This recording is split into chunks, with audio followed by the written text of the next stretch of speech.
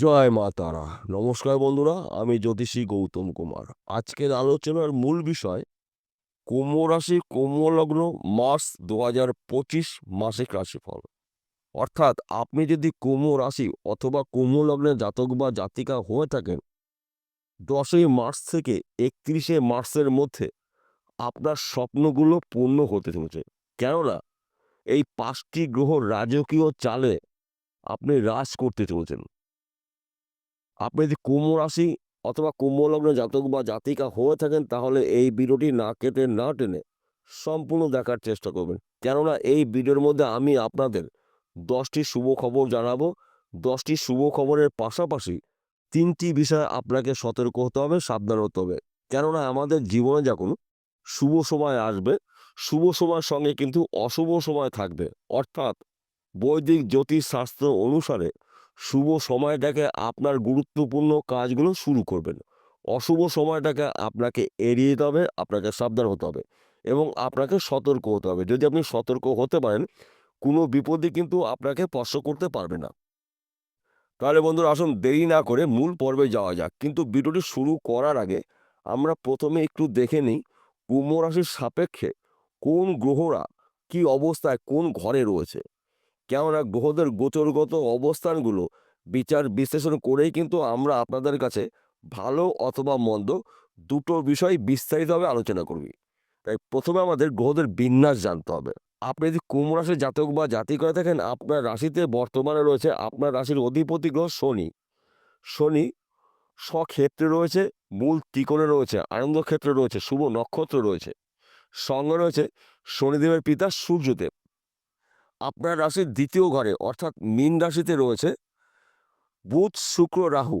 এই 3টি গ্রহ সমন্বয়ে আপনার রাশির দ্বিতীয় ঘরে ধনস্থানে ত্রিগ্রহী রাজযোগ তৈরি হচ্ছে এবং আপনার রাশির ধনস্থানে লক্ষ্মীনারায়ণ রাজযোগ তৈরি হচ্ছে শুক্র এবং বুধের মিলনে, এবং আপনার রাশির দ্বিতীয় ঘরে মালব্য রাজযোগ তৈরি হচ্ছে। তাই বন্ধু, এক কথাতে বলা যেতে পারে আর্থিক দিক থেকে কিন্তু আপনি শক্তিশালী হতে চলেছেন। এবং আপনার রাশির চতুর্থ ঘরে রয়েছে দেবগুরু বৃহস্পতি, অত্যন্ত শুভফলদায়ক।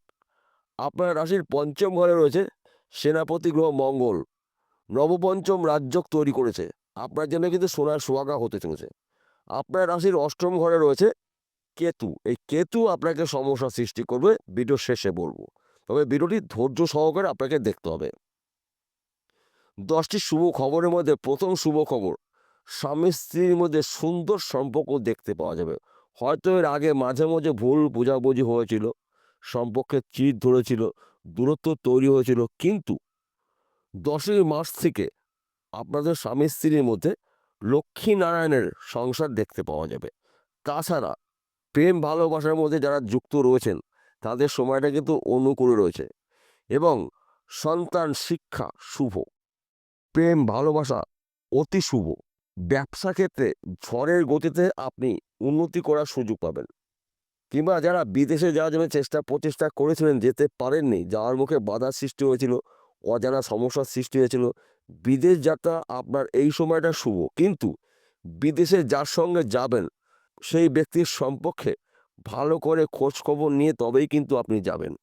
তাছাড়া যারা বিদেশে রয়েছেন, স্বপ্ন পূরণ করে দেশে ফিরতে চলেছেন, কিংবা আপনি যদি চাকরির জন্য প্রচেষ্টা করেছিলেন, সেই চাকরি আপনার এখন পর্যন্ত ভাগ্যে হয়নি বা পাননি, চাকরির একটি ভালো খবর পেতে পারে। সেই চাকরি সরকারি হতে পারে, বেসরকারি হতে পারে, ব্যক্তি বিশেষে।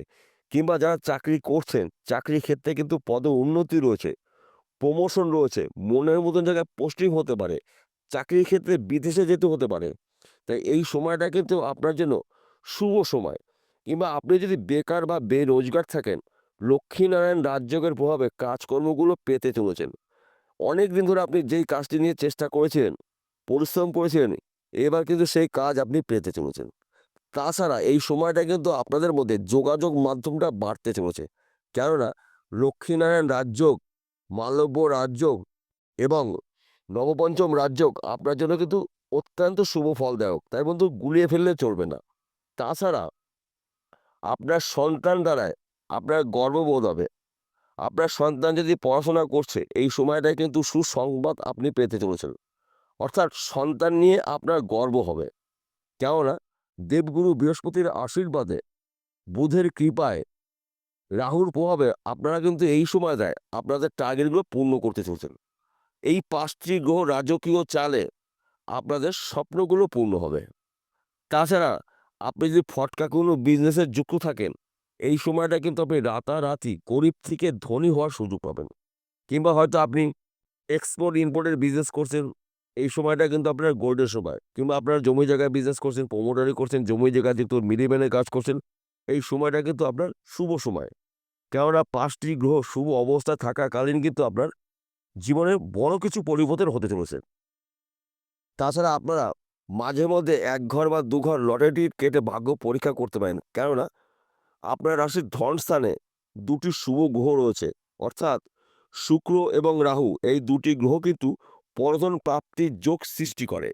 যেহেতু আপনার রাশির ধনস্থানে ২য় ঘরে রয়েছে শুক্র রাহু, সঙ্গে রয়েছে বুধ, আপনার জীবনে কিন্তু হঠাৎ করে আর্থিক দিক থেকে মজবুত হতে পারে। যে কোনো দিক থেকে অর্থ আসতে পারে। নির্দিষ্ট বলা একটু কষ্ট, কিন্তু আপনাকে চেষ্টা চালিয়ে যেতে হবে। রিস্ক আপনাকে নিতে হবে। কারণ আপনার সময়টা কিন্তু অতি শুভ সময়। তাছাড়া পৈতৃক সম্পত্তি নিয়ে যদি কোনো সমস্যা থাকে, ওই সমস্যার সমাধান হতে চলেছে। সেই সম্পত্তির আইনত মালিক আপনি হতে চলেছেন। শ্বশুরবাড়ির সম্পত্তিও আপনি পেতে পারেন, মাতুরবাড়ির সম্পত্তিও পেতে পারেন, মৃত কোনো ব্যক্তির সম্পত্তিও পেতে পারেন।